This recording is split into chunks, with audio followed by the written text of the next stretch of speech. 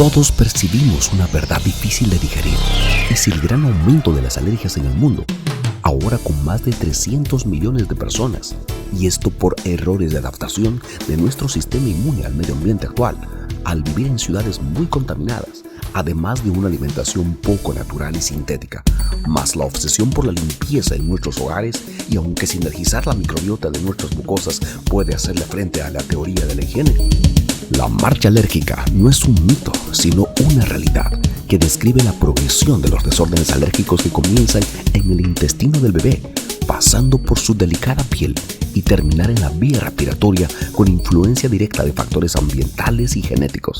Este camino alérgico se puede bloquear con la práctica alergológica que logra readaptar la respuesta inmunológica de nuestros niños con terapia inmunológica inteligente y las buenas prácticas de nuestros especialistas, y así recuperar una notable calidad de vida. Pégate a la pantalla y absorbe estos valiosos aportes de nuestros expertos. ¿Por qué necesitamos conocer la marcha alérgica en niños? Pues nos permite, inclusive durante la gestación, ya inclusive en el embarazo, identificar a los niños con riesgo de enfermedad alérgica, como la alergia alimentaria, la dermatitis atópica, la rinitis alérgica y el asma bronquial, además de urticaria, anafilaxia, que llevan hasta la muerte. Muy importante ponernos en el foco de un lactante atópico y que el niño haga broncoespasmo precoz y que sea básicamente el riesgo para su asma, como también evitar sus complicaciones y además de usar medicamentos para todo ello. Si nos ponemos a bordo de una marcha alérgica, doctora Alicia, dando la bienvenida al mundo alérgico, y por supuesto, ¿cómo es el caso típico de un niño que viene a la consulta? Muchas gracias, Jorge. Bueno, el caso típico de una enfermedad alérgica o un niño con una enfermedad alérgica empieza desde temprana edad en la infancia, los primeros meses de vida o de recién nacidos, con cólicos muy persistentes, distensión abdominal, las madres muy ansiosas por esto porque realmente se vuelve muy persistente. Después, más adelante, empiezan ya los problemas tal vez de alergias alimentarias desde temprana edad, antes de los 6 meses. Pasados los 6 meses empieza la aparición de dermatitis atópica o eczemas, producto justamente al mismo tiempo del inicio de la lactancia o la alimentación complementaria, en la que los niños empiezan ya a manifestar esos síntomas de eczemas, de descamación de la piel, de mejillas, etc. Más adelante, entre 3 a 5 años, ya empezamos con cuadros de rinitis alérgica y posteriormente asma bronquial. Esta es la evolución natural de la enfermedad alérgica, y muchos de ellos inclusive eventualmente pueden presentar episodios de urticarias, angioedemas, que son problemas de alergia un poco más severas, con anafilaxias o problemas de alergia con riesgo de vida, ¿no? Sobre todo en los casos de alergia a medicamentos o a drogas. Todo esto también se ve incrementado con la frecuencia de infecciones respiratorias agudas muy comúnmente visto en los pacientes con alergia. Los dos factores protagónicos que hacen que la alergia se exprese son la herencia y el ambiente. Efectivamente, tener niños, pero con padres sanos, hacen un 33% por estudios de epigenética a niños alérgicos. Si el niño tiene familia con uno al menos de los padres alérgicos, hace un 40% de la posibilidad de hacer alergia. Y si los padres, como decían nuestros maestros, son alérgicos a la nariz y asmáticos, un 75% pueden hacer los niños. Por eso que decían no se casen entre alérgicos. Tenían mucha razón. La influencia poligénica de cromosomas 3, 5, 7, 9 y ahora inclusive el 17 son los que marcan la característica con el ámbito protagónico de la vida urbana, con mucha contaminación ambiental. Como sabemos, las casas están menos ventiladas, están expuestas inclusive al tabaco, la teoría de la higiene, que ya sabemos que por poca exposición a bacterias, a más higiene, más alergias, a menos higiene, menos alergias, como también la presencia de los aeroalergenos intradomiciliarios marcan su determinación para la expresión clínica. Tal vez yendo al inicio de la enfermedad de esta marcha alérgica, ¿cómo inicia la alergia alimentaria, doctor?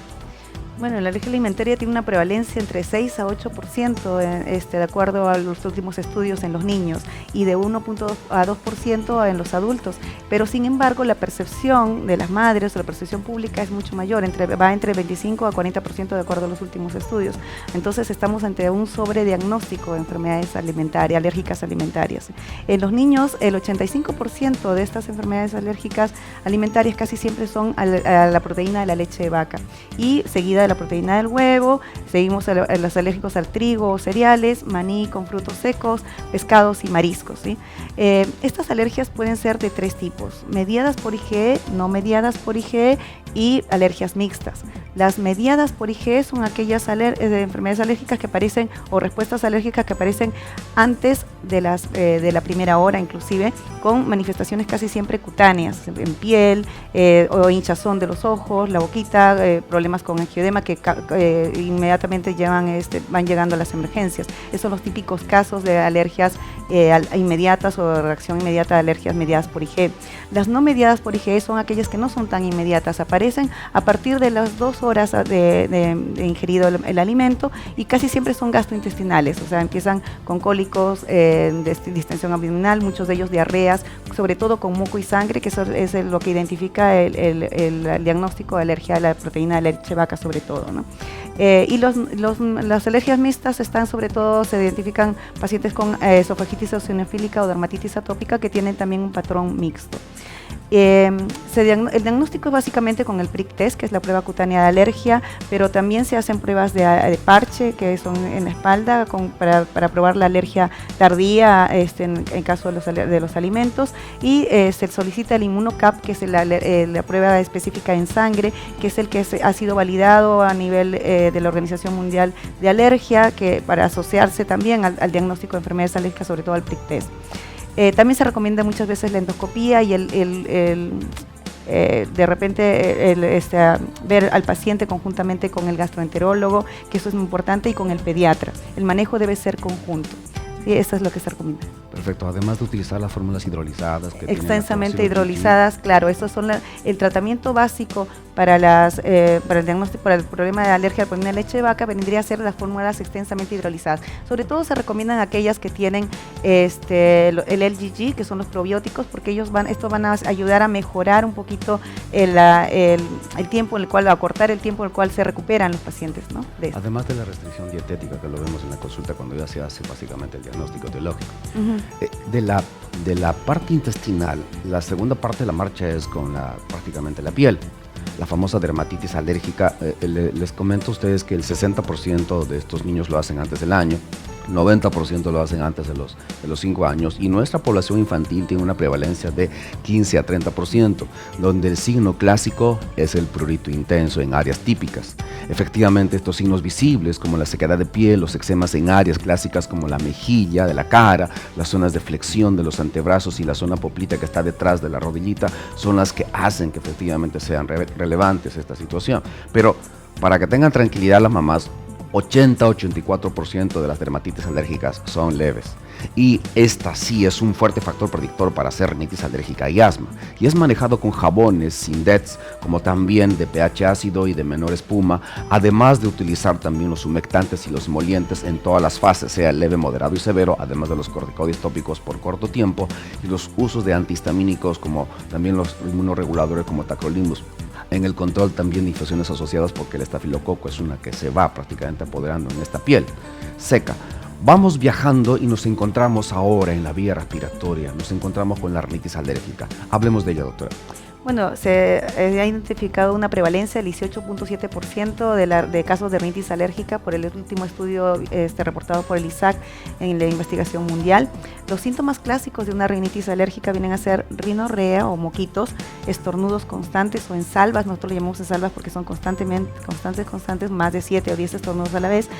Más que todo, los síntomas pueden ser matutinos o nocturnos, congestión nasal, comezón, picazón nasal, congestión de los ojitos muchas veces también, lagrimeos oculares. Todos estos síntomas son asociados o causados por alergenos del medio ambiente, como son hongos, ácaros, pólenes o epitelios de animales. Nosotros hemos estado ya realizamos hace un buen tiempo un estudio de alergia, en el cual identificamos los principales alergenos que causaban estas enfermedades acá en el Cono Norte, en el que identificamos sobre todo en el primer lugar los ácaros del polvo casero, seguido de los hongos, los pólenes, o no son muy frecuentes acá. Nosotros no tenemos muchos pólenes ya que tenemos mucha humedad, entonces identificamos sobre todo los epitelios de animales como el perro.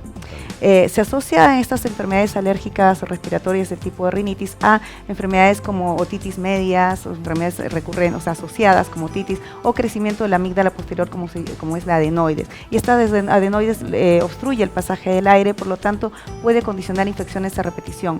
Igualmente se ve un retraso en el lenguaje, muchas veces ellos respiradores bucales, mala oclusión dental, no sé, con problemas posteriores que tienen que visitar inclusive al odontólogo. El diagnóstico es básicamente a través del prick test cutáneo, que es la prueba cutánea de alergia, y en los casos de las enfermedades comórbidas se puede hacerse, en el caso de la hipertrofia de adenoides, se solicita una radiografía de Cavum para poder identificar el tamaño de la glándula, radiografía de senos paranasales también está recomendada, se piden también timpanometrías o audiometrías en el caso de los niños que tengan otitis recurrentes, o espirometrías en los casos de niños con asma, ¿sí? El manejo debe ser un manejo de control ambiental en casa, sobre todo el medio ambiente en su habitación. El uso de antihistamínicos está recomendado, pero no está recomendado la automedicación. Por favor, mamitas, tener en cuenta la automedicación, evitarla, el uso de corticoides intranasales que se colocan dentro de la nariz en spray, en forma de spray, para controlar la inflamación persistente que tienen los niños en la mucosa nasal, también están indicados. Y bueno, el uso de lisados bacterianos o inmunoterapia bacteriana en algunos casos de niños que tienen infecciones recurrentes también se recomiendan, los podemos utilizar también. Y sobre todo el uso de inmunoterapia específica, que es con alergenos, ya sea sublingual o subcutánea, está indicada sobre todo para evitar la aparición de asma bronquial en los niños con rinitis alérgica. La parte final de la marcha alérgica lo hace el asma bronquial. Sí. Con alta prevalencia en Latinoamérica con un 17% y en nosotros lo vemos en nuestro país con 19.6% según ISAC, pero 80% inician apenas haber cumplido su primer año de vida según los estudios nacionales. Pero por otro lado, lo más importante, vemos que efectivamente la sensibilización precoz alérgica es la que detona prácticamente, inclusive hasta antes de las infecciones virales. El típico caso, como lo dije, es el niñito de 1 año, cumplió su cumpleaños y empieza a tener además el antecedente de inmunoglobulina E total alta, además de estar con antecedente familia con carga alérgica. Son chicos que se desencadenan sus crisis asmáticas por los mismos aeroalergenos, están expuestos al deporte, como también por procesos infecciosos respiratorios. La intensidad expone inclusive hasta tener más pruebas de alergias si el chico está más expuesto a estos alergenos. Y lo más importante, el criterio clínico para el diagnóstico es que esté en marcha alérgica, que tenga 3 episodios de broncoespasmo, además de un prick test positivo, además de tener también la espirometría en chicos mayores.